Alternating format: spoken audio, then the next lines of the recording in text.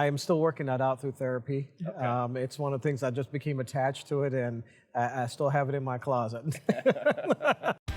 Two people, a lineup of salsas, and questions that get spicier with every dip.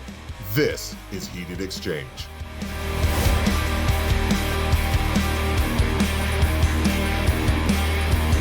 Dude, I timed mine out. Yeah. Here we go. Now you're looking good, Tony. Round one. I'm ready to go, Tony. All right.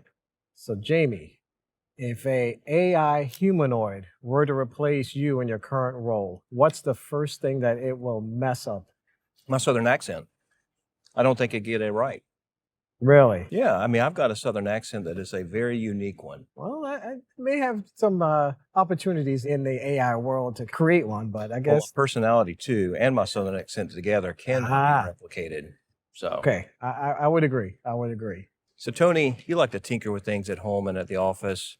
Do you like to work on that because you're trying to figure out how to fix it, or do you actually enjoy playing around with those kind of things? I do enjoy learning something that I have not learned in the past. But the other thing is trying to get something to work that doesn't work or is broken. Then you can save some money by not having to buy a new one. I was going to ask you if it was to save money because I figured that's what it was going to be about. So.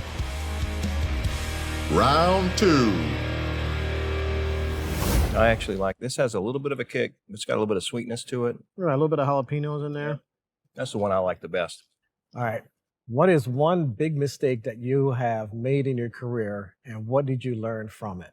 One of my biggest mistakes probably was where I took a chance at trying something completely unique and different, knowing that it had a high level of failure rate. And it was deciding to set up an agency that didn't really fit with who we were and how we operated. It started out really good. Some of the things worked out really well. And next thing you know, it was completely not what we wanted or needed. It took a few years to unwind that problem. We learned a lot from it, but it created a lot of extra work for a lot of people for a few years. Yeah. So what did you learn from that? I learned not to do that again. So, I learned a lot about how certain type of agencies work, better understanding of how to communicate with that type of agency structure, and then also a better understanding of how and what our limitations were in some of our systems. That helped us kind of make some modifications for the future to make us a better company for those type of agencies. Good.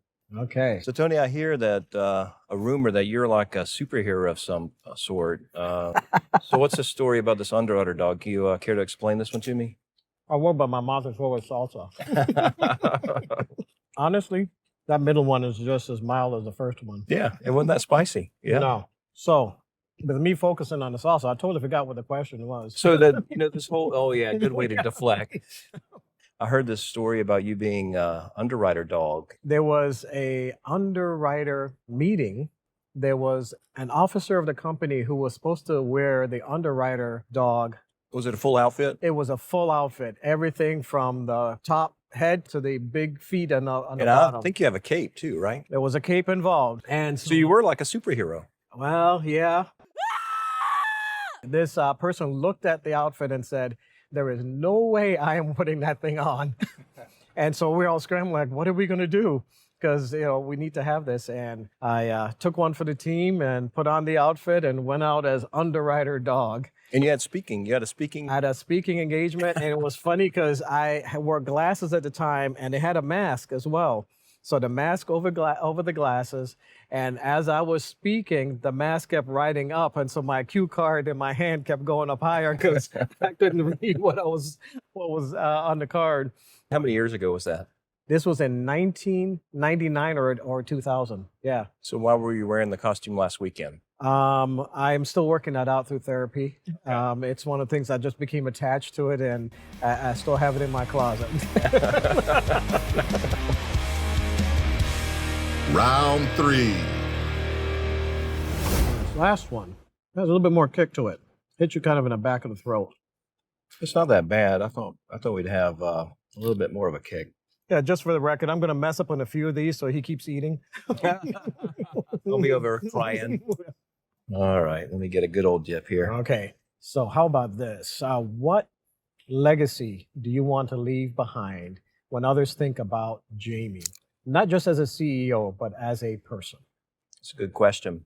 I would hope that the legacy I would leave is that, of course, left this company better than we were in it, right? You want to take this company further than anything else before. And we didn't forget who we are, our core values, our culture, and that people-centric approach that we really do have that ability to step back even when I leave and say we're a better company because we lived on our culture and breathed our culture, and I made it stronger throughout the time that I was here at Auto Owners. And I hope that my family and my friends and my loved ones and even the communities know that I was here to help them during challenging times or when they needed me. So I do hope that people can think of me that way when I do pass. Okay.